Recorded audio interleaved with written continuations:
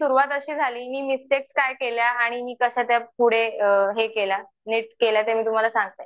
2018चा जर मी असं तोडक्या मोडक्या अभ्यासावर दिली होती, कारण की माझी जस्ट डिग्री झाली होती. आणि प्री तरी पण खूप छान माझी खूप चांगल्या मार्क्सनी म्हणजे खूप कमी लीडनी माझी प्री गेली होती. सो मला कळालं होतं की यार एमपीएससी मध्ये माझं काहीतरी होणार आहे, म्हणजे मी करू शकते. सो मी 19ची प्री दिली. 19ची प्री माझी खूप चांगल्या मार्क्सने मी पास झाले. पण मी तिथे मिस्टेक अशी केली की माझ्याकडे वेळ होता 18 नंतर की आधी मेन्स करावा आणि मग प्री करावा. तरी सुद्धा मी दुर्लक्ष केलं आणि मी प्री पास झाल्यावर मेन्सचा अभ्यास सुरू केला. प्री पास म्हणजे आन्सर की आल्यावर स्कोर काढल्यावर मी मेन्सचा अभ्यास सुरू केला. पण त्या तीन तीन महिन्यात मेन्सचा अभ्यास माझा काही व्यवस्थित आणि मला व्यवस्थित प्लॅनिंग सुद्धा मी केली नव्हती. त्याच्यामुळे माझं मेन्स चा स्कोर म्हणजे मेन्स क्लिअर केली पण स्कोर खूप कमी होता. सो मग मी 20 मध्ये काय केलं की मला माझ्या डोक्यात फिक्स होतं की मला रँक वनच काढायचा आहे किंवा मला म्हणजे चांगलाच काढायचं. मी माझ्या घरच्यांना सुद्धा सांगून ठेवलं होतं. जेव्हा मी 19ची एक्झाम फेल झाली तेव्हा कोविड जस्ट लागला होता, म्हणजे लॉकडाऊन होतं. काहीच म्हणजे बाहेर जाण्याचं काही सोर्सच नव्हता, फक्त अभ्यास करायचा एवढंच होतं. तर मी घरच्यांना सांगितलं होतं मी 20चा एक अटेम्प्ट देते आणि त्यात मी खूप म्हणजे रँक वनच काढेन, चांगलंच करेन, मी सगळ्यांना सांगूनच ठेवलं होतं. तो मी अभ्यास सुरू केला आणि तेव्हा मी आधी काय केलं, प्लॅनिंग केली की पुस्तकं कोणती कोणती वाचायची ते मी आधी ठरवलं की मी माझी पुस्तकं लिमिट केली की ह्या पुस्तकांच्या बाहेर मला जायचं नाहीये. सो मी भरपूर रिसर्च केला, गायडन्स घेतलं आणि मी बुक लिस्ट माझी स्वतःची एक तयार केली. ठीक आहे. जसं मी तुम्हाला आधी सांगते की बुक लिस्ट कुठेही मिळते. तुम्ही युट्यूबला जा, तुम्ही गुगलवर जा. प्रत्येक टॉपर हा 90% प्रत्येकाची बुक लिस्ट सारखी असते. 10% त्यात थोडंफार फरक असतो. सो तुम्ही बुक लिस्टवर जास्त जाऊ नका, तुम्ही स्ट्रॅटेजीवर जा जास्त. सो बुक लिस्ट मी माझी बनवली, त्यानुसार पुस्तकं सगळी जमा केली, व्यवस्थित ती समोर माझ्या ठेवली. त्याच्यानंतर मी टाइम टेबल बनवलं.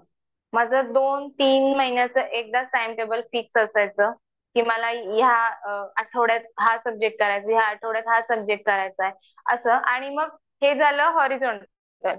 असं मी व्हर्टिकल पण केलं की मला दिवसात काय करायचं. हे तर महिन्याचं झालं. मी व्हर्टिकल टाइम टेबल सुद्धा आखले की मला दिवसात काय करायचं, मग सकाळी 8 ते 9 काय करायचं आहे, 11 ते 2 काय करायचं आहे, मग 3 ते 5 काय करायचं. सो माझं हे सगळं टाइम टेबल फिक्स असायचं. मी फ्रीला काय करायचे, 8ला बसायचे अभ्यासाला. 8ला म्हणजे असं नाही करायचं की तुम्ही एक दिवस 8ला बसताय, एक दिवस 9ला बसताय, असं करायचं नाही. मग तुम्ही ठरवलंय ना की 8ला बसायचं, मग त्याचे 15 मिनिटं जरी लेट झालं तरी तुम्हाला गिल्टी फील झालं पाहिजे की अरे यार मी माझ्या अभ्यासात काहीतरी पाठी पडलोय किंवा मी दुर्लक्ष करते. सो 8 8 ठरवलंय ना तर 8च. मग 8ला बसलं की मी ठरवलं होतं की 1 तास मला रोज करंट अफेअर्स वाचायचं, 1 किंवा 1.5 तास. मग 10 पर्यंत थोडी रिलॅक्स होऊन मग मी परत अभ्यास करायचे. आणि मग 10 ते समजा 12:30 1 पर्यंत माझा एक जीएसचा विषय मी घ्यायचे. त्याच्यानंतर मी थोडा जेवण लंच वगैरे ब्रेक घेऊन मग दुपारी वेगळा घ्यायचा विषय. त्याच्यानंतर संध्याकाळी परत थोडासा 15-20 मिनिटाचा ब्रेक घेऊन मग मी अभ्यास माझा 8 ते 9 पर्यंत चालायचा आणि त्याच्यानंतर मग मी रिलॅक्स व्हायची. कारण की अ, अभ्यास हा कंटिन्यू 24 तास केला पाहिजे असं काही नाहीये. तुम्ही जो ठरवाल टाइम टेबल तो फक्त व्यवस्थित फॉलो झाला ना, मग पुढे जास्त तास वाढवायची सुद्धा गरज नाही. फक्त तुम्ही जो ठरवलाय तो व्यवस्थित झाला पाहिजे. आणि प्रत्येकाचं वेगळं शेड्यूल असतं, टाइम प्रत्येकाचं वेगळं असतं. म्हणजे काही काहींना सकाळी लवकर सुरुवात करायची सवय असते, म्हणजे 6ला सुरुवात करायची आवड आवड असते. काही काहींना रात्री जागायची आवड असते. तर तुमच्या शेड्यूल प्रमाणे करा. कोणी 6ला सुटते म्हणून तुम्ही डोळे चोळत 6ला अभ्यास करणार असं करू नका. तुमच्या कम्फर्ट नुसार करा. फक्त तुम्ही जो टाइम स्केल ठरवाल त्याच्यात दुर्लक्ष करता कामा नये, असं तुम्ही टाइम टेबल आखा. आणि एवढं स्वतःला त्याच्यात झोकून द्या की तुम्हाला 5-10 मिनिटं जरी वेस्ट गेली तरी गिल्टी फील झालं पाहिजे. माझ्या सोबत असं झालेलं आहे. नंतर नंतर तर मी एवढी अभ्यासात हे झाली होती की नाही नाही मला आता करायचंच आहे. सो 5-10 मिनिटं जरी कोणाचा फोन आला आणि कोणतरी बिनडोक सारखं बोलत बसलंय उगाचच, म्हणजे काहीच नाही, सो मला त्याच्यात खूप गिल्टी व्हायचं, अरे माझा वेळ गेला. किंवा कोणीतरी आलंय घरी, तो घरी कोणतरी आल्या आणि मग आपल्याला हाक मारली जाते, अरे ह्यांना भेट. तो मग त्याच्यात वेळ जातो. सो मी घरच्यांना सुद्धा सांगून ठेवलं होतं, कोणीही इम्पॉर्टंट कोणीही येऊ दे घरात, कोणीही मोठा पाहुणा येऊ दे, मला बोलवायचं नाही, कारण की माझा हा अभ्यासाचा वेळ आहे. तर त्यानुसार तुम्ही ठरवा. लायब्ररीत जात असाल तर तुमची जागा फिक्स करा आणि तिथे कोणी तुम्हाला डिस्टर्ब करणार नाही, म्हणजे थोडं स्ट्रिक्ट तिथे बिहेव स्ट्रिक्ट करा. नाहीतर कोणी मित्र येतं, कोणीही गप्पा मारतं किंवा चहाला चल किंवा खायला चल, असं करू नका प्लीज. कारण की ही स्पर्धा खूप मोठी आहे आणि आता तर एवढी वाढत चालली आहे.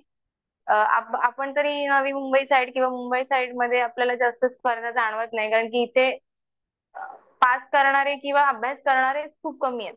पण जर तुम्ही तुम्हाला माहितीच असेल हे सगळं, की पुण्यामध्ये एमपीएससी म्हणजे एवढा व्याप वाढलाय की प्रत्येक जण डिग्री झाली की एमपीएससी करायचं असंच ठरवतं. त्याच्यामुळे आणि काय झालंय, स्पर्धा पण वाढत चालली आहे, कारण की पोस्ट होल्डर आहेत ते कुठे थांबत नाहीत, कारण की त्यांना असं वाटतं नाही मला आता नायब तहसीलदार मिळाली ना, अजून मी 2 एक्झाम देईन, मग तो नायब तहसीलदार म्हणून एसओ होतो, म्हणजे सेक्शन ऑफिसर होतो. पण तरीही तो बोलतो नाही अजून एक्झाम दे.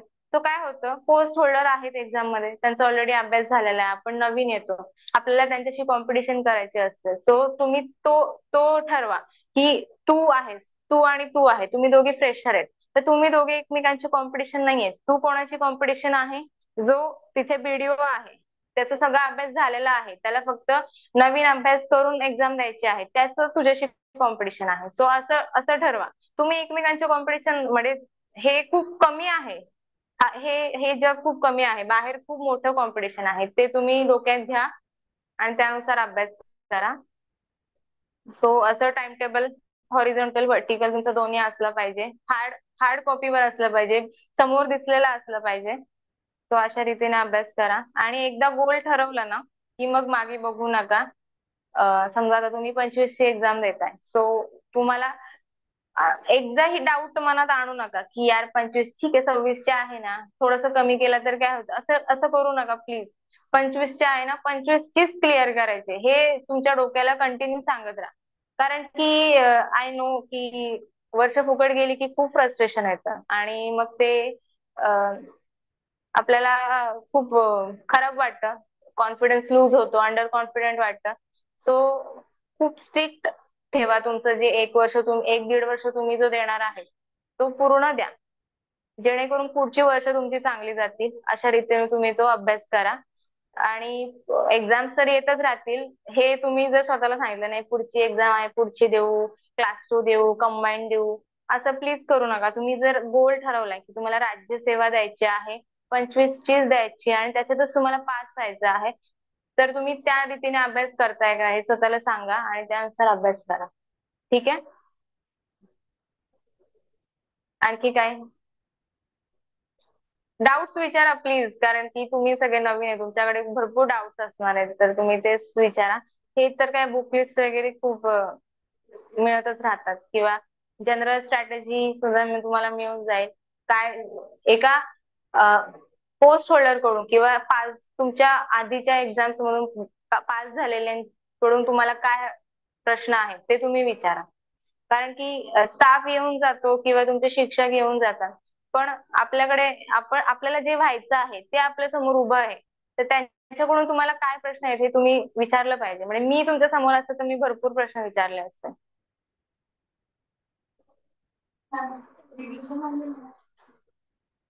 हा हा चांगला प्रश्न आहे. रिव्हिजन आणि नोट्स.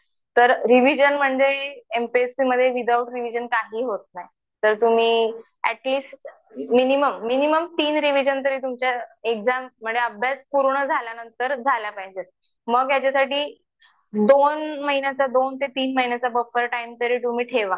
ठीक आहे. म्हणजे समजा जुलैमध्ये एक्झाम आहे, तर जुलैच्या आधीचे 2-2.5 महिने हे तुम्ही फक्त रिव्हिजन साठी ठेवले पाहिजेत आणि त्याच्या आधी तुमचा सगळा रिव्हिजन, अभ्यास, रिडिंग सगळं झालेलं असलं पाहिजे, नोट्स मेकिंग जे काय आहे, प्रश्न सॉल्विंग. ठीक आहे. सो आणि हा रिव्हिजन, त्याच्यानंतर नोट्स आणि प्रश्न, हे आपण आता डिस्कस करूया. सो रिव्हिजन कसं असतं, रिव्हिजनच्या आधी आपण आधी नोट्सवर येऊयात. नोट्स ह्या प्रत्येकाचा वेगळा पॅटर्न असतो. प्रत्येक जण नोट्स काढतोच असं नाही, काही जण पुस्तकातच अंडरलाईन करतात, पुस्तकाचीच कंटिन्यू तीन चार पाच सहा वेळा रिडिंग करतात आणि मग त्यांना नोट्सची गरज लागत नाही. पण काही विषय असे असतात जे लक्षात राहत नाही किंवा त्याच्यामध्ये खूप फॅक्ट्स आहे किंवा आपल्याला असं वाटतं की एक्झामच्या आधी ते वाचले पाहिजे, डोळ्याखालून गेले पाहिजेत. तर पुस्तकात आपण थोडं शोधत बसणार आहे. सो आपल्याकडे तो डेटा असला पाहिजे, त्यासाठी नोट्स असल्या पाहिजेत. मी पर्सनली जास्त नोट्स मेकिंग मध्ये बिलीव्ह करत नाही, कारण की खूप कमी नोट्स मी काढलेल्या आहेत. मी पुस्तकांवरच, म्हणजे जे पुस्तकं मला वाटत की आता हे पूर्णच्या पूर्ण, आता लक्ष्मीकांत सारखं पुस्तक आहे, हे पूर्ण खूप गरजेचं आहे. सो त्याच्या नोट्स काढणं काही हे नाहीये. तुम्ही, आणि त्याची लँग्वेज इतकी इझी आहे की तुम्ही पाच सहा रिडिंग केल्या की तुमची रिडिंग स्पीड खूप फास्ट होत जाते. तुम्ही 2-2 तासात ते पूर्ण रिव्हिजन करून टाकता. सो अशा रीतीने करा. तुम्ही एकदा तुमची पुस्तकं फर्स्ट 1 ते 2 रिडिंग पूर्ण करा. त्याच्यानंतर तुम्हाला कळेल की तुम्हाला कोणत्या गोष्टी, कोणत्या विषयाचे तुम्हाला नोट्स काढायचे आहेत. समजा इकॉनॉमिक्स आहे, इकॉनॉमिक्सचा सगळा डेटा आपल्या लक्षात राहत नाही, त्याच्यामध्ये खूप फॅक्ट्स आहेत. सो मग त्याच्यामध्ये तुम्ही तुमचे नोट्स काढू शकता. पंचवार्षिक योजना आहेत समजा, तर पंचवार्षिक योजनेचा तेवढा सगळा डेटा तुम्ही लक्षात ठेवू शकत नाही. सो आपण जर टॅब्युलर फॉर्म मध्ये जर आपण त्याच्या नोट्स बनवल्या, तर आपल्या स्वतःच्या नोट्स, दुसऱ्याच्या नोट्स तर प्लीज, हे ब्लंडर तुम्ही अजिबात करू नका. दुसऱ्याच्या नोट्स वापरूच नका. ठीक आहे. आणि स्वतःच्या जर तुम्ही बनवल्या तर तुम्हाला ते लक्षात पण राहतं आणि तुम्हाला ते एकदा तुमचं रिडिंग संपलं की ते रिवाइज करायला इझी पण जातं. सो असे टॉपिक्स आहेत ते तुम्ही नोट्स बनवा, सगळ्या नोट्स. करंट अफेअर्स वगैरेचे मुलं नोट्स बनवायला जातात, सो प्लीज असं नोट्स, करंट अफेअर्सच्या वगैरे नोट्स बनवू नका. करंट अफेअर्सच्या नोट्स बनवणं म्हणजे पूर्ण वेस्ट ऑफ टाइम आहे. सो तुम्ही त्यानुसार ठरवा. हिस्ट्रीचे पण सगळ्या नोट्स काढत बसणं काही हे नाही. एकतर आधीच हिस्ट्री खूप कमी प्रोडक्टिव्ह आहे, म्हणजे जेवढा आपण वेळ त्याचे. आणि हा एक विषय आहे प्रोडक्टिव्हिटी. ते तुम्हाला हळूहळू कळेल जेव्हा तुम्ही अभ्यास कराल, की तुम्ही एखाद्या विषयाला जेवढा टाइम देताय तेवढा इनपुट, म्हणजे तेवढा स्कोर तुमचा त्या विषयात येतोय का, आणि कोणत्या विषयावर जास्त टाइम दिला की स्कोर येईल हे तुम्ही ठरवा. ठीक आहे, तो एक वेगळा विषयांतर होईल, ते आपण नोट्सवर आहोत. नोट्स समजलं ना, म्हणजे नोट्स सगळ्या काढायच्या नाही. तुम्हाला जे वाटेल की हे गरजेचं आहे किंवा हे लक्षात राहत नाहीये किंवा ह्याचं रिव्हिजन मला इम्पॉर्टंट आहे एक्झामच्या आधी, त्या नोट्स काढा. मी पर्सनली प्री साठी नोट्स काढल्या नव्हत्या. मी मेन साठी मला जे विषय वाटत होते की यार हे केलं पाहिजे किंवा जे मी इंटरनेटवरून अभ्यास केलाय त्याचा आपण परत स्क्रीनशॉट काढून ठेवतो, पण त्या स्क्रीनशॉट कडे आपण गॅलरीतून परत कधी जात नाही. सो ते स्क्रीनशॉट काढून ठेवण्यापेक्षा आपण ते लिहिलं. समजा मी सायन्स अँड टेक्नॉलॉजीचं इस्रो संस्था काढली, तर इस्रो संस्थेच्या आता नवीन नवीन कोणत्या नवीन त्यांच्या मोहिमा झाल्यात ते मला लिहून घ्यायचंय. सो मी स्क्रीनशॉट काढण्यापेक्षा ते लिहून घेईन, सो दॅट मला एक्झामच्या वेळेला रिवाइज करायला ते बरं पडेल. सो अशा रीतीने नोट्स काढा. सगळ्याच्या वयाच्या वया प्लीज भरू नका, त्याचा काही फायदा नाहीये. ठीक आहे. मी माझी छोटी एक डायरी ठेवली होती, त्याच्यामध्ये मी सगळे लॉज एका पानावर मी लिहून काढले होते. म्हणजे 20 ते 25 कलम मी एका पानावर बसवली होती. आणि मी ते जवळपास मेन्स मध्ये रोज रोज रिवाइज करायचे, त्याच्यामुळे मला लॉ मध्ये खूप चांगले मार्क्स पडले होते.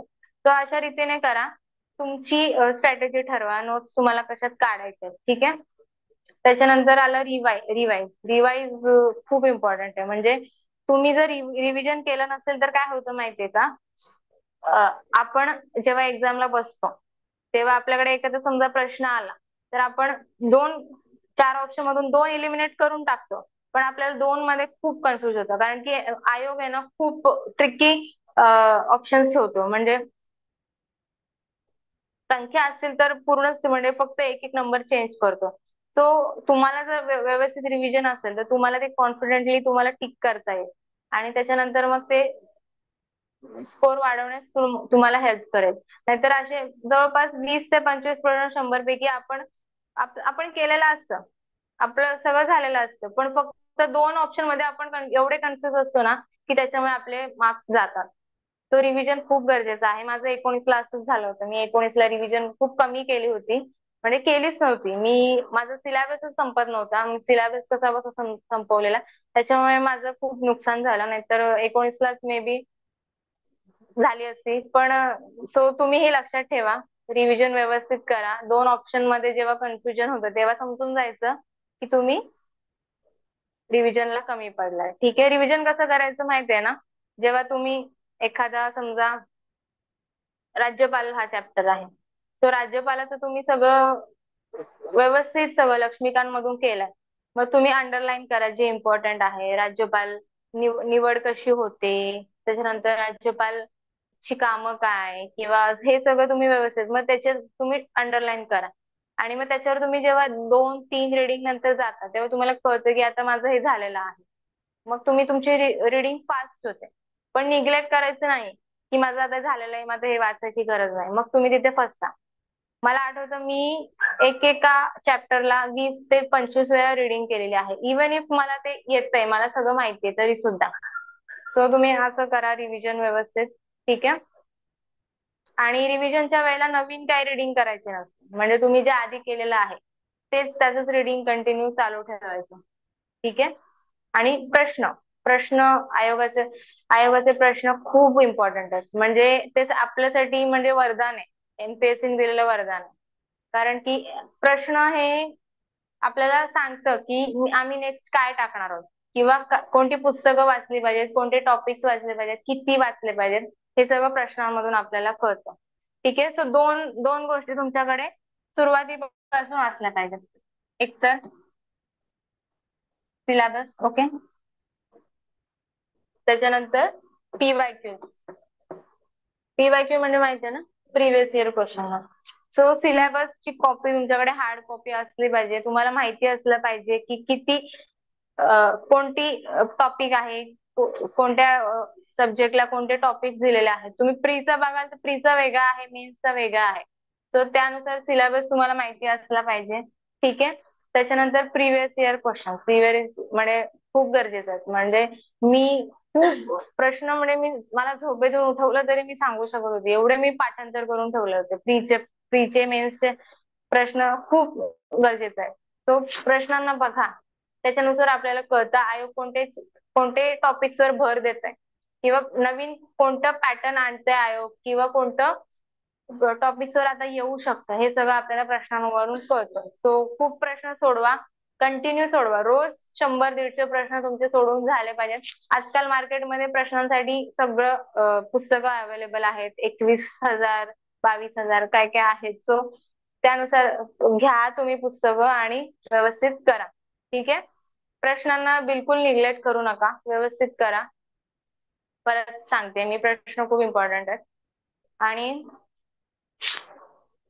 सिलेबस आणि पीवायक्यू. सिलेबस तर तुम्हाला व्यवस्थित माहिती असली पाहिजे की टॉपिक.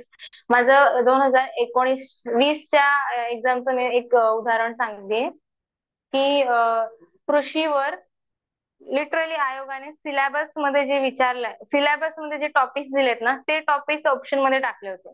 आणि जस्ट बिकॉज माझं सिलेबस नीट माहिती नव्हता, मला सिलेबस काय आहे ते व्यवस्थित माहित नव्हता, त्याच्यामुळे माझा तो प्रश्न चुकला होता. ठीक आहे. तो अशा रीतीने करा. सिलेबस तुम्हाला माहिती पाहिजे. इंग्लिश, सायन्स, कृषी, सायन्स अँड टेक्नॉलॉजी असे विषय हे हे इंग्लिश मध्ये सिलेबस वाचा. कारण की आयोग काय करते, इंग्लिश मध्ये फ्रेम करतं सिलेबस, आणि त्याचं गुगल ट्रान्सलेट किंवा इतर ट्रान्सलेट करून ते मराठीत छापतात. तो इंग्लिश हे इम्पॉर्टंट आहे. इंग्लिश मधून तुम्ही समजून घ्या सिलेबस. ठीक आहे.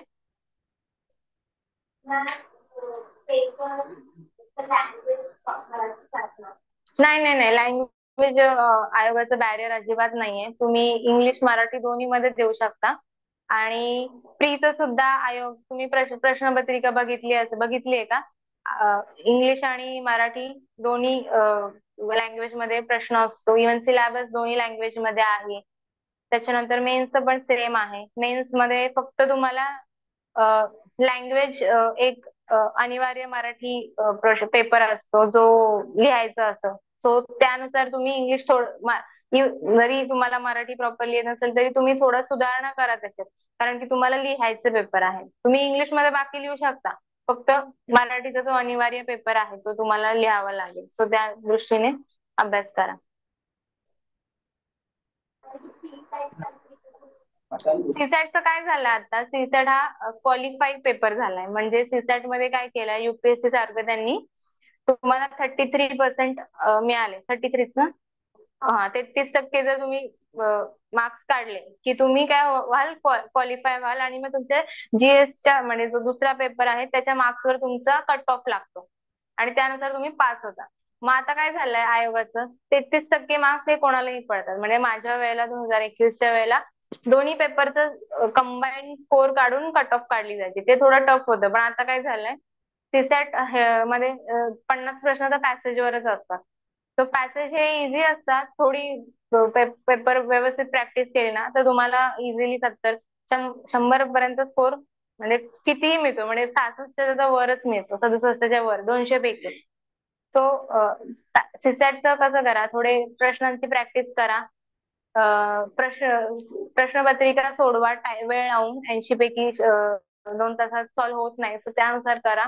आणि आपले हे जे रिझनिंगचे प्रश्न असतात, लॉजिकल रिझनिंग, मॅथ, हे थोडेसे सोडवा. RS अग्रवाल मधनं घ्या किंवा आयोगाचे जुने जे आतापर्यंतचे आहेत 18-17 पासूनचे 23 पर्यंतचे ते सोडवले ना तरी पण तुम्हाला कळून जाईल की आयोग कशा प्रकारे, सिलॉलिझम असेल, त्याच्यानंतर पर्सेंटेज वर प्रश्न येतात, त्याच्यानंतर ते डायग्राम्स फिगर्स वर प्रश्न येतात. सो असे प्रश्न आहेत जे इझी असतात. त्या 25 प्रश्न समजा असले लॉजिकल रिझनिंग मॅथ्स वर, तर त्यातले 10 तर आपले 10-15 तर सुटूनच जातात. सो सीसॅटचं टेन्शन घेऊ नका, पण एकदम पण निग्लेक्ट करू नका. प्रॅक्टिस करत राहा. पण जीएस वर आता सध्या सगळं अवलंबून आहे. जीएस मध्ये ऍटलिस्ट तुम्हाला 120 तरी मिळाले पाहिजे. 100 थोडस जास्त मार्जिन ठेवायचं, कारण की आपल्याला मेन्स जर द्यायचे असेल तर आपण कॉन्फिडंट इनफ असलो पाहिजे की आपण पास होतोय.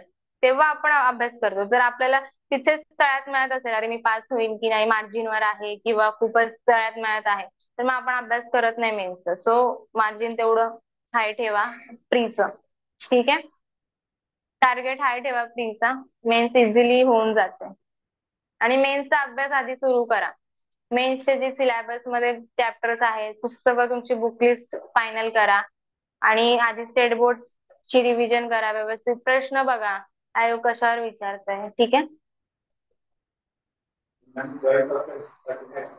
करंट अफेअर्स साठी न्यूजपेपर, मी आधी तेच सांगते तुम्हाला, न्यूजपेपर वाचू नका. न्यूजपेपर कशासाठी वाचायचे, तुमच्या डिस्क्रिप्टिव्ह पेपर साठी, की लिहिताना कन्सेप्ट असेल, काही नवीन टाकायचं असेल, आपल्याला लिहायचं असेल पॅसेज, त्यासाठी. पण फॅक्ट साठी तुम्ही मॅगझिन्सच वाचा. मॅगझिन्स आपले भरपूर खूप पब्लिकेशनचे मॅगझिन्स निघतात. पृथ्वी परिक्रमा असेल, त्याच्यानंतर सिम्प्लिफाईड आहे. कोणतंही एक इयर बुक घ्या. पृथ्वीचं सुद्धा इयर बुक असतं, 6 माही असतात. तो प्रीच्या ऍटलिस्ट 1.5 वर्ष आधीच तुमचं करंट अफेअर्स तुम्हाला माहिती असलं पाहिजे. ठीक आहे. आयोग 1.5 वर्ष किंवा त्याच्या आधीचं पण विचारतं, पण आपण ऍव्हरेज काढलंय की 1.5 वर्षापर्यंत तुमचं म्हणजे 12 आणि ते 6 म्हणजे किती झाले, 18. 18 तुमच्या मॅगझिन्स किंवा मग एक इयर बुक, 6 मॅगझिन, असं सुद्धा तुम्ही करू शकता. व्यवस्थित सगळं सगळं करायचं. करंट अफेअर्स होतं ऍक्च्युली, एवढं एवढं टफ नाहीये, सगळं करायचं. आणि करंट अफेअर्स मध्ये प्लीज मार्क्स कमी करू नका. जास्तीत जास्त काढायचा प्रयत्न करा, कारण की मग आपला कॉम्पिटिशन मध्ये राहण्याचा पर्सेंटेज वाढतो. कारण की बाकीची मुलं सगळी करतात करंट अफेअर्स, तर त्यानुसार तुम्ही करा. ठीक आहे. करंट अफेअर्स काय असतं, अवॉर्ड कोणाला मिळाले, कोणाचं व्यक्तीची सिलेक्ट कोणाची नियुक्ती झाली असेल एका पदावर, किंवा निधन झालं असेल, स्पोर्ट्स मध्ये काय अवॉर्ड असतील. ठीक आहे. ह्या सगळ्या गोष्टी आपल्या व्यवस्थित तुमच्या माहिती असल्या पाहिजे. साहित्य अकादमी, ज्ञानपीठ हे आयोगाचे फेवरेट आहेत. त्यानुसार करा. आणि आयोग असं नाही विचारत की ह्या 2024व्या वर्षी साहित्य अकादमी कोणाला मिळालं. आयोग काय करतं, दोन असे स्टेटमेंट देईल की 2024ला यांना ज्ञानपीठ मिळालं, तर किंवा साहित्य अकादमी मिळाली आणि त्यांना ह्या लँग्वेज मध्ये मिळालं, ही त्यांची पुस्तकं आहेत. सो ते सगळं तुम्ही केलं पाहिजे. त्यासाठी तुम्हाला आयोगाचे प्रश्नच बघावे लागतील, तेव्हाच तुम्हाला तो करंट अफेअर्स कसं करायचं त्याचा पॅटर्न कळेल. ठीक आहे.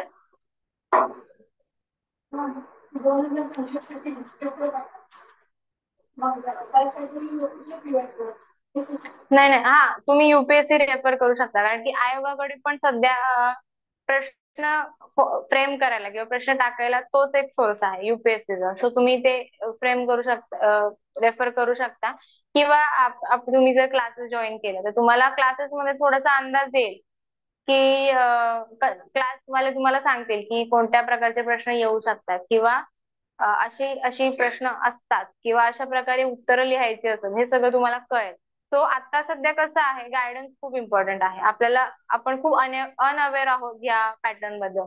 आता ह्या पॅटर्नला जवळपास 10 वर्ष झाली. सो प्रत्येकाने पॅटर्न डिकोड केलाय. सो तेव्हा एवढं गायडन्सची गरज नव्हती, पण आता तुम्हाला कसं झालंय, हे सगळं नवीन आहे, आपल्याला काहीच माहित नाही. तर त्यासाठी तुम्ही थोडं गायडन्स घ्या की कशा प्रकारचे प्रश्न येऊ शकतात, कसे युपीएससी कसं टाकतंय, एमपीएससी त्या प्रश्नांना रेफर करून कसं टाकू शकतं. ठीक आहे, हे सगळं तुम्ही बघून घ्या. पण पहिला अटेम्प्ट आम्हाला असं वाटतं गोल्डन असेल, कारण की प्रत्येकाचीच पाठीकोरी आहे. म्हणजे जेवढे युपीएससीचा जर इकडे टक्का वाढला तो सोडून आपण सगळे प्रत्येकाचीच पाठीकोरी आहे. तुम्ही जर अभ्यास केला, व्यवस्थित लिहिले पेपर, तर तुम्ही सिलेक्ट होऊ शकता. ठीक आहे.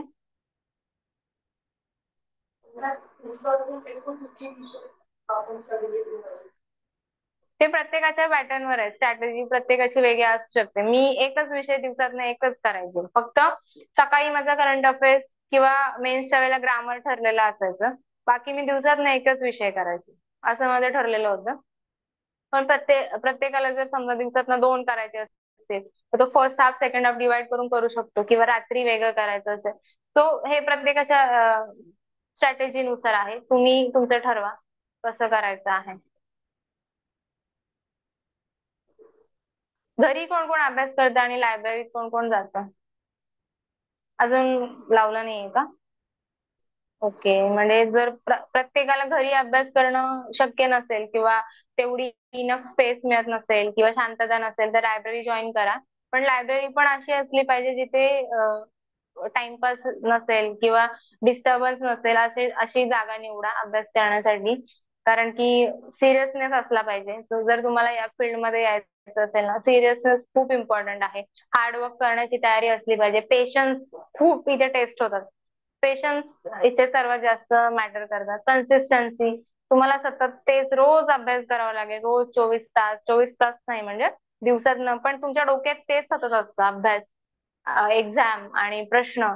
सो हार्डवर्क करायची तयारी असेल, पेशन्स असेल तुमच्यात, तरच तुम्ही या फील्डमध्ये या. माझ्या पेशन्स तर लिटरली एवढे टेस्ट झाले होते, कारण की आमची एक्झाम 5 वेळा पुढे गेली होती. आणि तुम्हाला माहिती आहे यथावकाश मूवी, माहित नाहीये का? आयोग आमच्या वेळेला काय करायचं की एक्झाम पुढे ढकलायचं, कारण की कोविड होती, आणि खाली लिहायचं की पुढील दिनांक म्हणजे पुढील परीक्षेचा दिनांक यथावकाश कळवण्यात येईल. सो ते 5 5 6 6 वेळा यथावकाश यथावकाश बघून आमचं म्हणजे एवढं पूर्ण शेवटी मुलं रस्त्यावर उतरली, रस्त्यावर आंदोलनं केली. मे बी तुम्हाला माहित नसेल, पुण्यामध्ये खूप आंदोलनं झाली की आमचे दिनांक घोषित करा.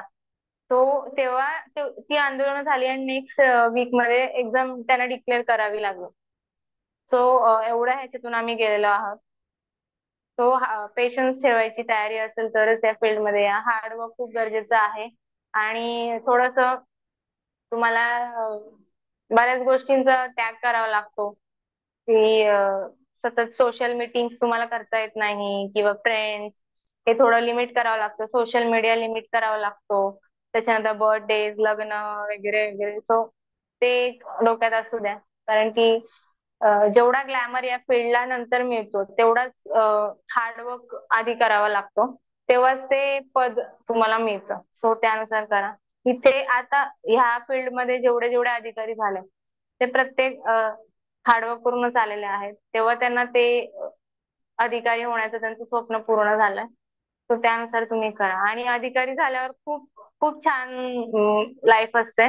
मी माझ्या अनुभवावरून सांगते, खूप छान. म्हणजे मी 2023 ला माझा 2021 चा रिझल्ट 23 ला लागला.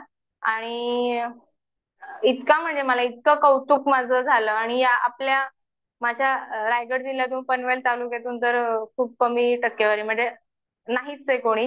सो इतकं मला प्रेम मिळालं, इतकं कौतुक झालं, इतकं रिस्पेक्ट मिळाला. खूप सन्मान झाले, सत्कार सोहळे वगैरे. सो हे हे एक्झाम नंतरचं किंवा तुम्ही पास झाल्यानंतरचं हा एक वेगळी लाईफ आहे. सो मी ते थोडं तुम्हाला सांगून ठेवते की अशा अशा गोष्टी आहेत. सो तुम्हाला अभ्यास करायला थोडा मोटिवेट होईल. खूप छान असते ही लाईफ आणि ट्रेनिंग पिरियड हा गोल्डन पिरियड असतो प्रत्येक अधिकाऱ्याच्या काळातला, लाईफ मधला. कारण की आपल्याला बॅचमेट फ्रेंड्स मिळतात आणि दौरे असतात. दिल्ली दौरा असतो, त्याच्यानंतर महाराष्ट्र दौरा असतो. सो पूर्ण महाराष्ट्रात फिरवतात. दिल्लीला संसद, विधिमंडळ, त्यानंतर वेगवेगळे हेरिटेज प्लेसेस तुम्हाला फिरवतात. आणि खूप छान असतो. अधिकारी म्हणून आपण फिरत असतो. तो एक ते वेगळं हे असतं आपलं. छान वाटतं. आणि त्याच्यानंतर आपण जेव्हा फील्डवर जातो, काम खूप असतं, आपल्याला लॉयली काम करायचं असतं. पण तो पण अनुभव खूप छान असतो, कारण की तिथे सुद्धा आपल्याला इतर जॉब्स पेक्षा तिथे वेगळा सन्मान असतो, कारण की आपण पब्लिक सर्व्हिस करत असतो. ठीक आहे, लोकसेवा आपण करत असतो, त्याच्यामुळे तो एक वेगळाच अनुभव असतो. सो हे सगळं लक्षात ठेवा. इलेक्शन मध्ये तर खूपच आपण इलेक्शन ही पूर्ण जी प्रक्रिया एवढी सर्वात मोठ्या लोकशाही देशामध्ये इलेक्शन प्रक्रिया ही सगळी सहकारी अधिकाऱ्यांमुळे राबवली जाते. सो तो एक खूप मोठा इम्पॉर्टंट सोहळा आपल्याला अनुभवायला मिळतो. तो असं सगळं आहे. जर तुम्हाला या फील्डमध्ये यायचं असेल तर आधी हार्डवर्क करा, व्यवस्थित अभ्यास करा आणि मग चांगली आहे, आयुष्य खूप चांगलं आहे. ठीक आहे.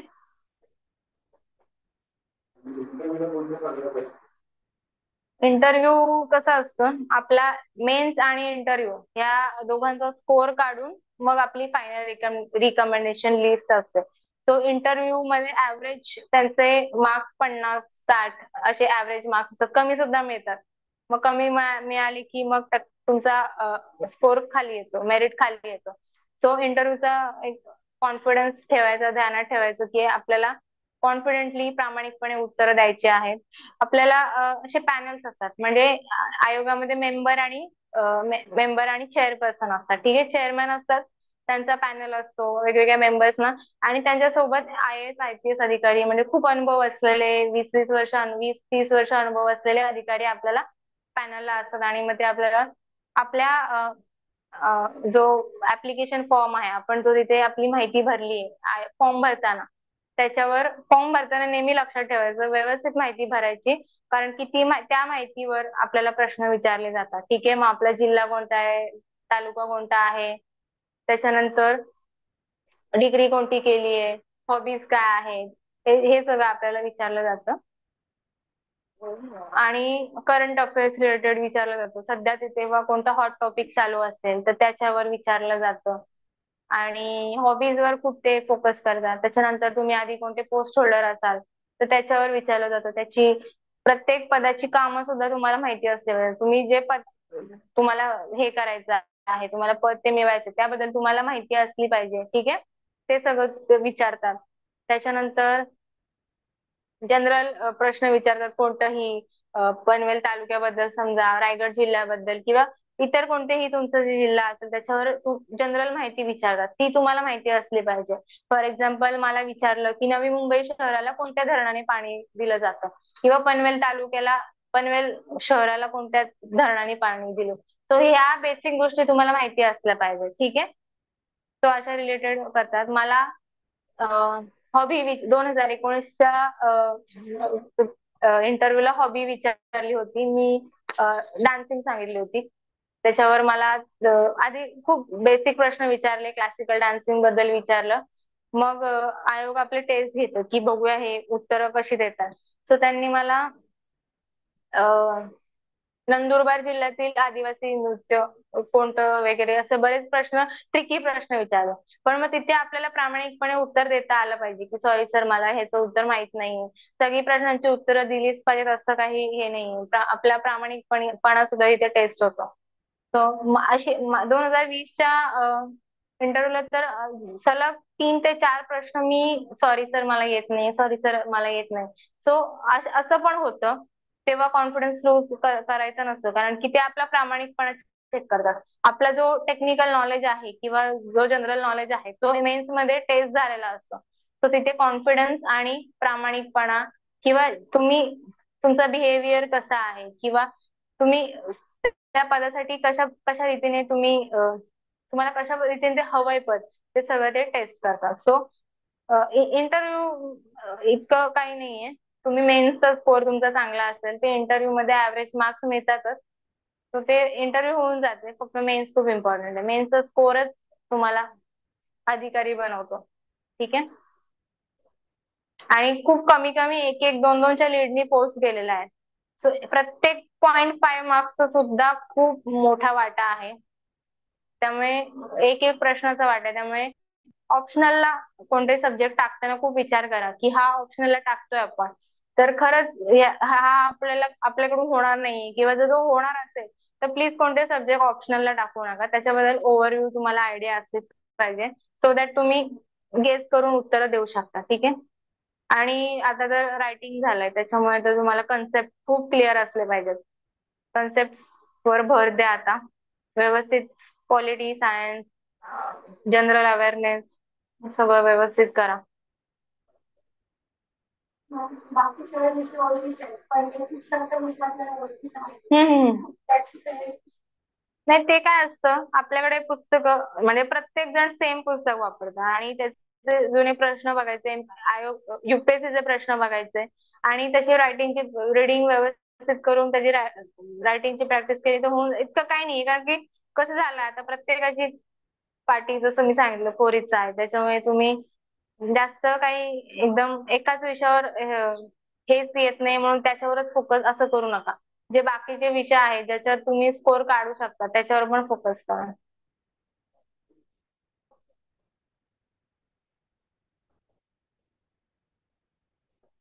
मेन्सची तुमची जी डिस्क्रिप्टिव्हची बुक लिस्ट आहे ती तुम्हाला जे सर आहेत ते प्रोव्हाइड करतील, कारण की त्यांनी UPSC चे भरपूर क्लासेस घेतलेले आहेत. त्यांना स्वतःला डिस्क्रिप्टिव्ह पॅटर्नचा अनुभव आहे. इव्हन ते स्वतः ऑप्शनल शिकवतात. सो ते व्यवस्थित तुम्हाला इंग्लिश मराठी दोन्ही तुमच्या लँग्वेज नुसार तुम्ही बुक लिस्ट स्वतःची करून घ्या. त्यानुसार करा, कारण की उगाच अभ्यास करतोय कोणतंही पुस्तक उचल वाच, कोणी ह्यानी ते आणलं असं करू नका. लिमिट करा. तुम्हाला जी पुस्तक वाचायची तुमच्या आधीच सोबत ठेवा. त्याच्यानंतर कोणते नवीन पुस्तक जर गरजेचं असेल तरच घ्या, नाहीतर मग ती त्याच पुस्तकावर स्टिक राहा. ठीक आहे.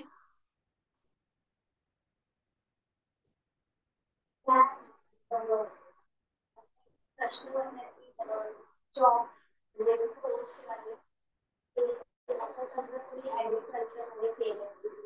हम्म.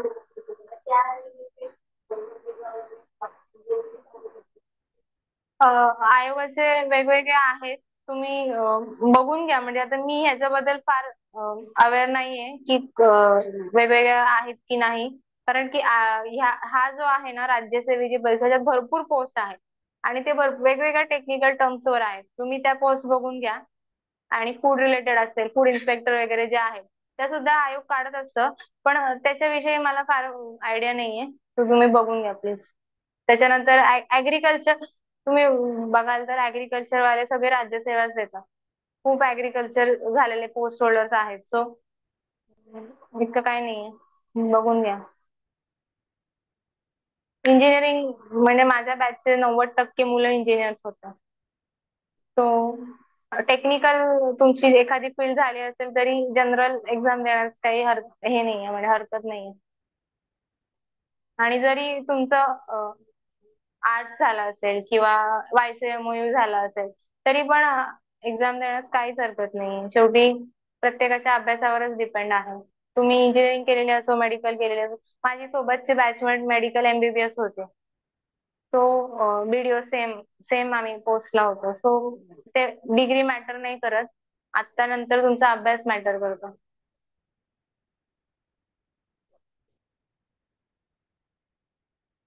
आणखी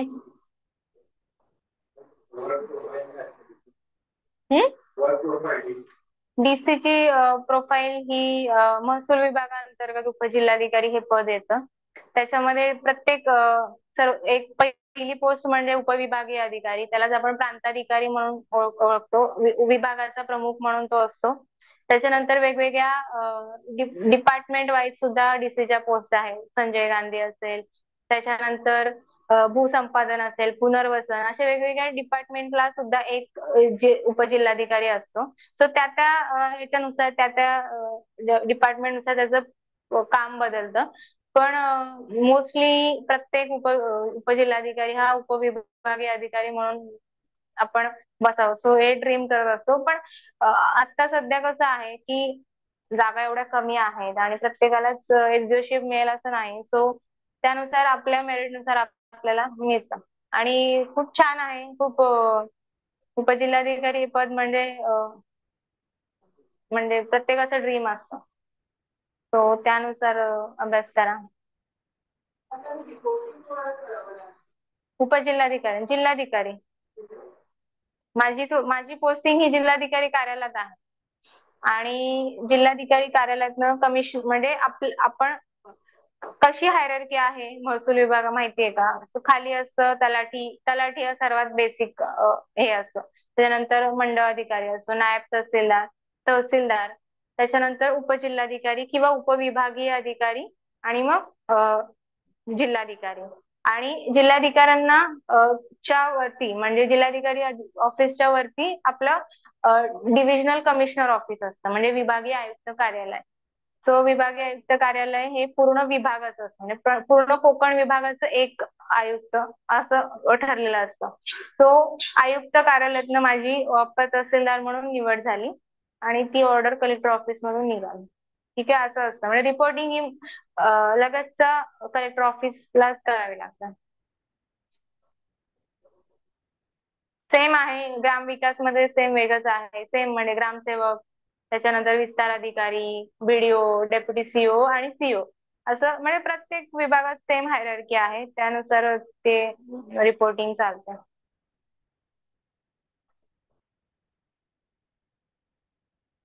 खूप पद आहेत, तुम्ही बघून घ्या तुमच्या आवडीनुसार ते पद निवडा आणि अभ्यास करा. पोलीस विभागातलं खूप डीवायएसपी चांगलं पद आहे. जे ग्रामीण भाग असेल तर डीवायएसपी म्हणजे डेप्युटी सुपरिटेंडंट ऑफ पोलीस म्हणून काम करतात. आणि जर शहरी एरिया असेल म्हणजे कमिशनरेट असेल तर ते एसीपी म्हणजे असिस्टंट कमिशनर ऑफ पोलीस म्हणून काम करतात.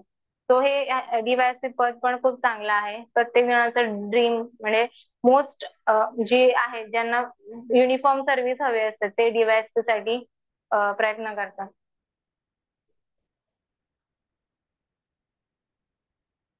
आणि जर तुम्ही आता एमपीएससी चे डिस्क्रिप्टिव्ह देताय तर तुम्ही युपीएससीचं पण नक्की अटेम्प्ट देतच राहा, कारण की सेमच आहे आता पॅटर्न. सो तसं पण सगळेच जर तुमचा अभ्यास झाला असेल तरच अटेम्प्ट द्या व्यवस्थित, आणि ते कॅल्क्युलेशन करून नीट गोल ठरवा तुमचं.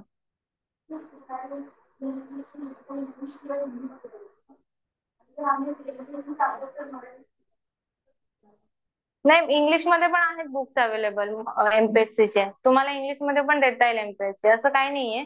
मोस्ट ऑफ म्हणजे ज्यांना इंग्लिश म्हणजे करायचं आहे ते इंग्लिशमध्ये करतात. माझे स्वतःचे खूप बॅचमेट्स आहेत ज्यांनी पूर्ण अभ्यास इंग्लिशमध्ये केलेला आहे.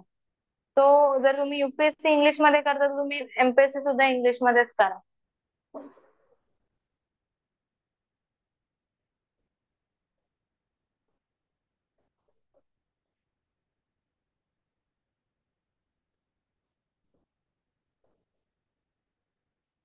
आणखी काय?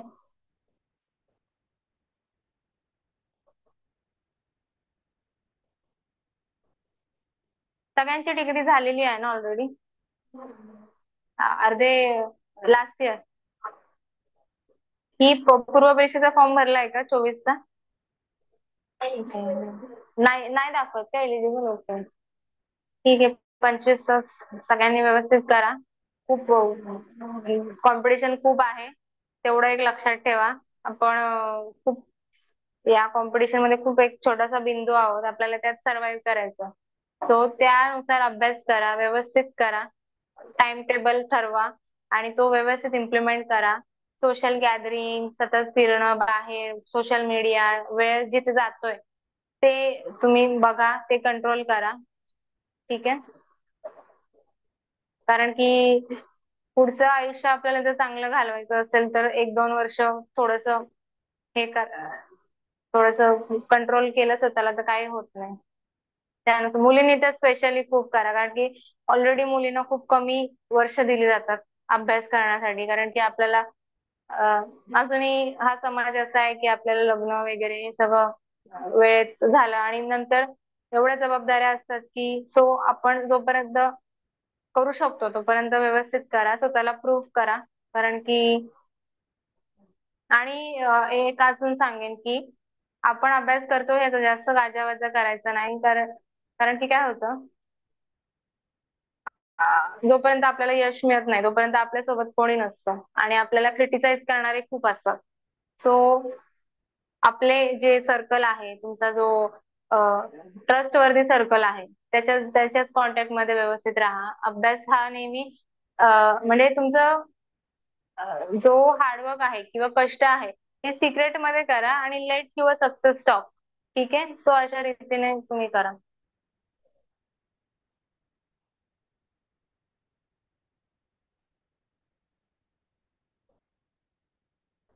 आणि मुलांना तर जर तुम्ही या फील्डमध्ये येताय तर प्लीज वर्ष वाया घालू नका. कारण की मुलांना तर एवढ्या जबाबदाऱ्या असतात. एकतर आपल्याला स्वतःला प्रूव्ह करायचं असतं, वरून घरची जबाबदारी असते. अजून एक पुरुष म्हणून आपल्याला एक वेगळंच जबाबदारी असते. सो प्लीज ते ध्यानात ठेवा. आई वडिलांनी आपल्याला एवढा जर दिलाय वेळ किंवा आपल्यात विश्वास दाखवलाय तर तो व्यवस्थित अभ्यास करून हे करा, वेळ घालवू नका. जस्ट बिकॉज मी एमपीएससी करतोय म्हणून वेळ घालवतोय असं नाही. म्हणजे हे एक एक पॅटर्न झाला आता की कोणी काय विचारलंय हे सांगायला उत्तर हवं म्हणून आपण एमपीएससी करतो, असं करू नका प्लीज. तुम्हाला ह्याच्यात जर खरंच इंटरेस्ट आहे, पोस्ट तुम्हाला हवीच आहे, तुमचा गोल ठरलेला आहे, तर व्यवस्थित अभ्यास करा तो 1-2 वर्ष आणि सिक्रेटली करा प्लीज. जास्त सर्कल तुमचा मोठा ठेवू नका. कारण की आय नो त्याचे कॉन्सिक्वेन्सेस खूप खराब असतात. कारण की मी माझा घरीच अभ्यास केलेला आहे आणि मी माझ्या सगळ्या रिलेटिव्ह सोबत घरीच राहते. सो म्हणजे माझं गावच इकडचं आहे. सो सगळ्यांना माहिती होतं की मी घरी आहे, अभ्यास करते. सो तो एक सोशल प्रेशर येतो की अरे ही काय करते, ही इंजिनियर झाली आणि ही अजून अभ्यास करते, हिला खरंच होईल का, हिच्याने होणार नाहीये, हिचं लग्न करा. सो तो एक अजून माइंडसेट आहे. सो प्लीज मी तुम्हाला परत सांगते की आपलं जो हार्डवर्कचा पिरियड आहे किंवा स्ट्रगल पिरियड आहे तो तुम्ही सिक्रेटली करा. Late your success talk.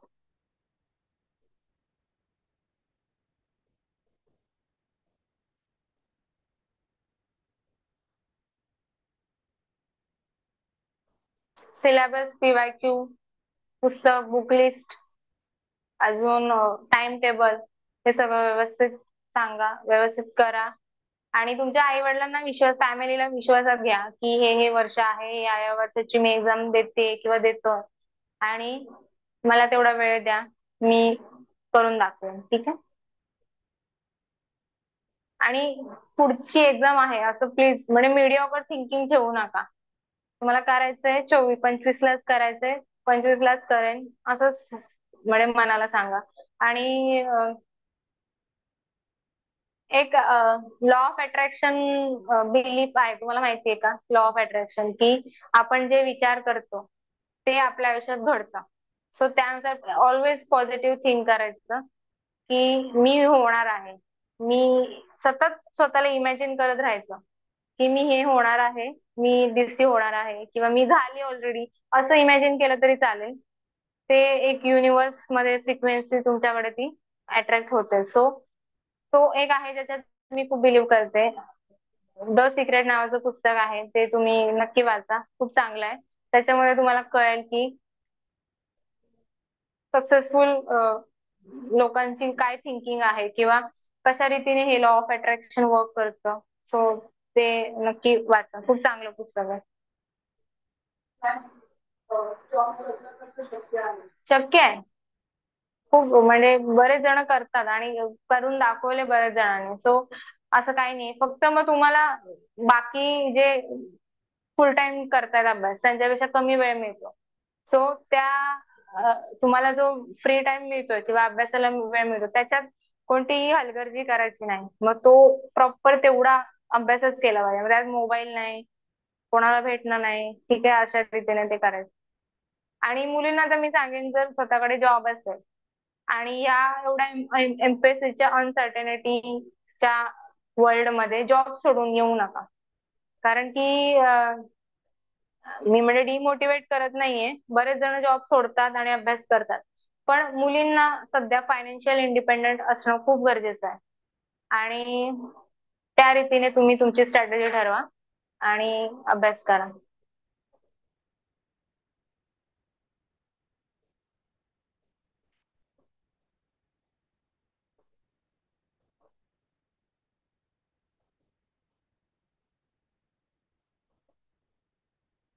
आणखी काही काही म्हणजे काही माझ्याकडून कोणते अनुभव किंवा काय विचारायचं असेल तर विचारा. नाहीतर मग आपण समाप्त करूया. क्लास मी 2018च्या वेळेला मी क्लास लावला होता. आणि 19-20 म्हणजे मी घरीच अभ्यास केलाय. कोविड मध्ये मी 2019ला, 2020ला, 21ची एक्झाम ही पूर्ण मी घरी अभ्यास करून केले. काय असतं, स्वतःची स्ट्रॅटेजी, सेल्फ स्टडी आपण किती डेडिकेटेड वेनी अभ्यास करतो हे खूप गरजेचं आहे. क्लास किती केला आणि अ, किती पुस्तकं आहेत माझ्या घरी ह्याच्याशी काही संबंध नसतो. ते लक्षात ठेवायचं आणि करायचं. गायडन्स गायडन्स असली पाहिजे. व्यवस्थित गायडन्स ठेवा. फक्त अभ्यास, सेल्फ स्टडी, अभ्यास, अ, तो टाइम टेबल तुमचा तो व्यवस्थित फॉलो करा.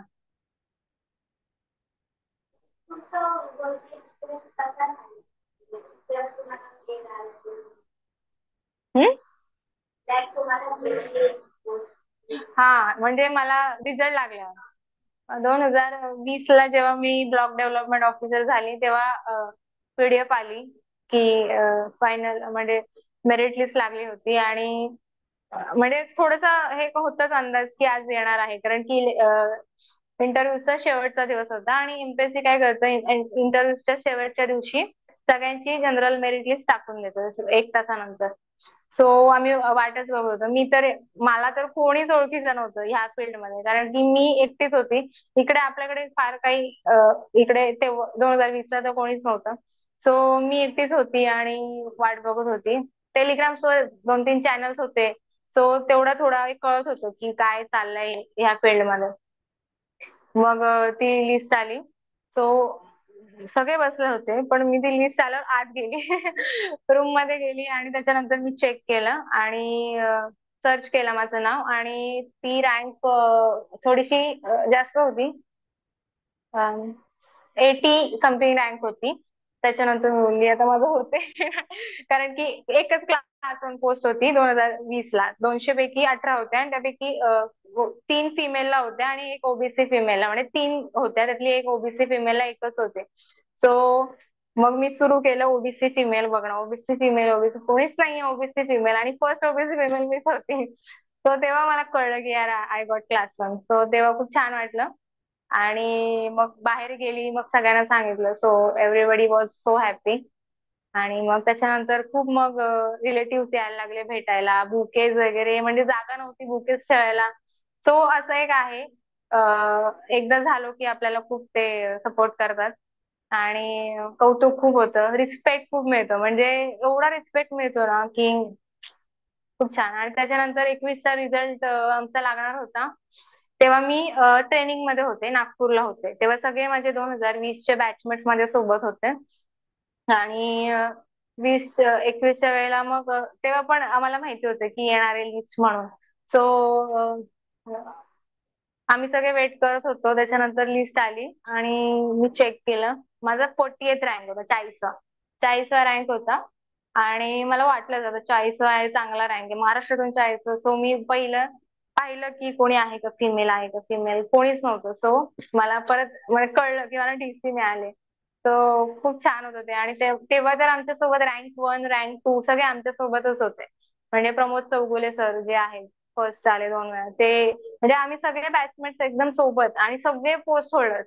आणि ते सगळे परत सिलेक्ट झालं होतं. सो ते खूप छान होतं. सगळ्यांनी खूप मग गुलाल वगैरे आणि ढोल ताशा वगैरे आणला होता आणि फुल एकदम धमाल मस्ती. तर ते खूप छान असतं. त्याच्यानंतर मग मी फ्लाईट नागपूरवरून फ्लाईट करून घरी घरी म्हणजे इकडे आले आपल्या इकडे. आणि पाहिलं तर पूर्ण म्हणजे पनवेल, नवीन पनवेल पासून पूर्ण नेरे म्हणजे माझं गाव आहे तिथपर्यंत पूर्ण माझे बॅनर्स होते. तर ते एवढं ओव्हरवेल्मिंग होतं की खूप छान. आणि मग माझा सत्कार समारंभ होता. आणि प्रत्येक जण भेटायला येत होतं. आणि सगळे म्हणजे कधी नसतील आले एवढे रिलेटिव्ह माझ्या घरी येऊन गेले. सो खूप छान होतं ते. आणि असंच असतं हे सगळं. आपल्याकडे तर खूप कमी आहे. तुम्ही पुणे साईडला जाल तर तिकडे PSI झालं तरी पण पूर्ण गावात मिरवणूक काढतात, तालुक्यात मिरवणूक काढतात. आपल्याकडे तर हा म्हणजे हा फील्ड नाहीच आहे. म्हणजे इकडे अवेअरनेस खूप कमी आहे. इकडे कोकणचा आपला मुंबई कोकणचा टक्का खरंच इकडे वाढला पाहिजे. कारण की आपण काही कमी नाही आहोत. आपल्याकडे टॅलेंट नाही अशातली गोष्ट नाहीये. तो वाढू शकतो. आता वाढत चाललाय.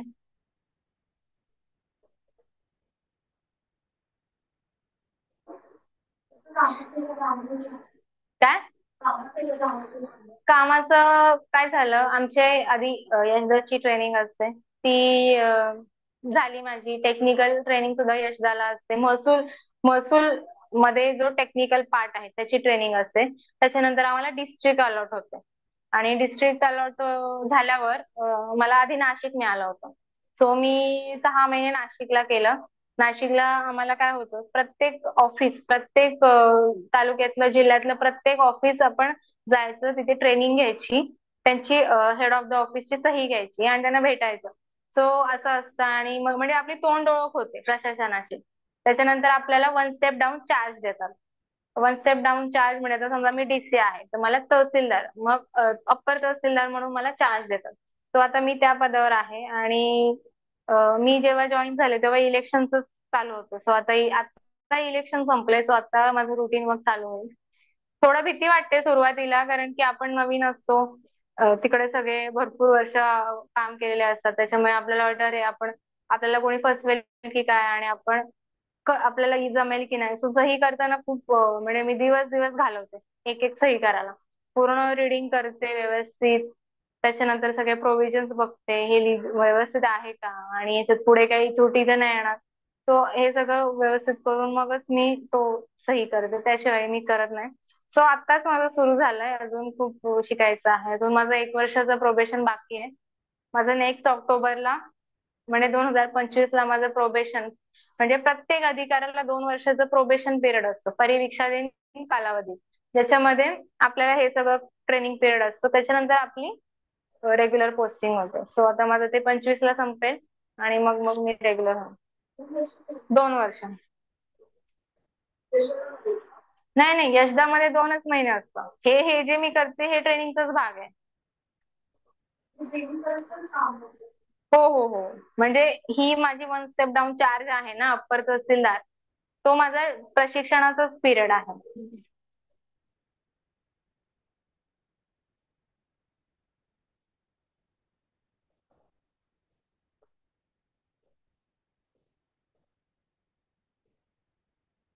ओके. अजून काय?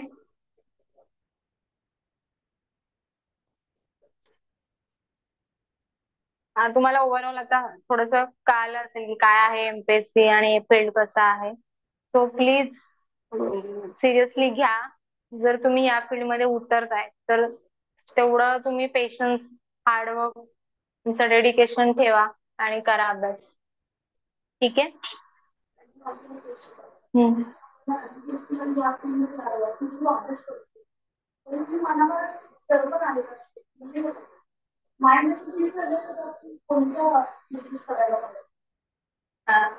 ऍक्टिव्हिटीज तुम्हाला ज्याच्यात म्हणजे कशात हॅपीनेस आहे ते तुम्ही करू शकता. तुम्ही वर्कआउट करू शकता. त्याच्यानंतर योगा करू शकता किंवा जे काही तुम्हाला पेंटिंग, डान्सिंग जे काय आहे.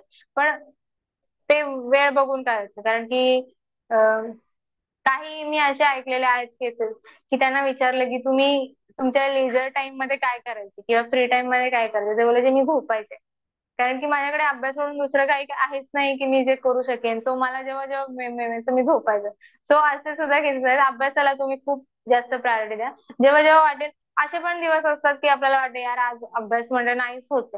सो तेव्हा तुम्ही ब्रेक घ्या. एक दिवसाचा ब्रेक घ्या. पण नेक्स्ट डे मग तुम्ही परत व्यवस्थित सिरियसली सुरू करा. माझे बरेच असे दिवस गेलेले आहेत, की मला असं वाटले की यार आज नाही होते माझ्याकडून अभ्यास किंवा खूप कंटाळा आला किंवा काय तेच तेच करायचं. तेव्हा ब्रेक घेऊ शकता तुम्ही. बाहेर जाऊ शकता, शॉपिंग करू शकता. सो तसं करा. रोज रोज आपण तोच टाइम टेबल आणि तेच सगळं फॉलो करायला रोबोट थोडी आहोत. सो काही दिवस असे पण असतात जे लो असतात. सो ते चालतं, तेवढं चालतं.